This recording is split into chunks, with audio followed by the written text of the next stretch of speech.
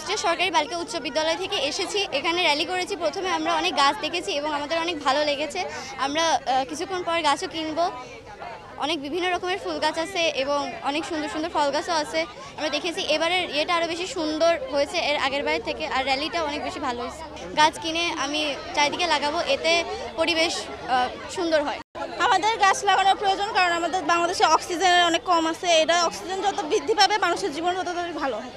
So আমাদের গাছ লাগানো আরও বেশি প্রয়োজন, আর গাছ লাগাইলে অনেক ফলও হয়, ফুলও হয়, এটা পরিবেশ অনেক সুন্দরও থাকে।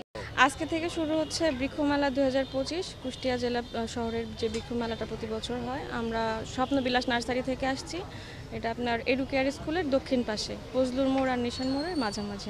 আমাদের কাছে মোটামুটি সব প্রজাতির গাছই পাবেন, ক্যাকটাস, ইনডোর, আউটডোর, তারপরে আপনার ফুলের গাছ, ফলের গাছ, সিজনাল গাছ, মানে সব ধরনের গাছই আমাদের মোটামুটি কালেকশনে আছে। বিক্রি গত বছর যেহেতু দেশের পরিস্থিতি খারাপ ছিল, একটু ডাউন ছিল, এবছর ইনশাল্লাহ ভালো হবে আশা করছি।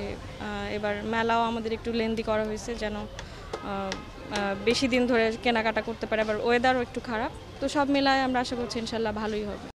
কুষ্টিয়া জেলায় আজকে যে বৃক্ষমেলাটি উদ্বোধন করা হলো, এটি 15 দিনব্যাপী অনুষ্ঠিত হবে। আমাদের পরিবেশকে সুন্দর রাখার জন্য, বাসযোগ্য দেশ, বাসযোগ্য পৃথিবী করার জন্য গাছের কোনো বিকল্প নেই। গাছ লাগিয়ে আমরা যদি প্রত্যেকেই একটি করে ফলদ, বনজ এবং একটা ওষুধি গাছ লাগাইতে পারি এই সিজনে, তাহলে আমাদের দেশের যে একটি দেশের যে প্রয়োজনীয় যে বৃক্ষের প্রয়োজন আছে 25%, সেটি লক্ষ্যে আমরা এগিয়ে যেতে পারবো এবং আমরা একটা সুন্দর সুস্থ পরিবেশ পাবো, বাসযোগ্য পৃথিবী গড়ে তুলতে পারবো।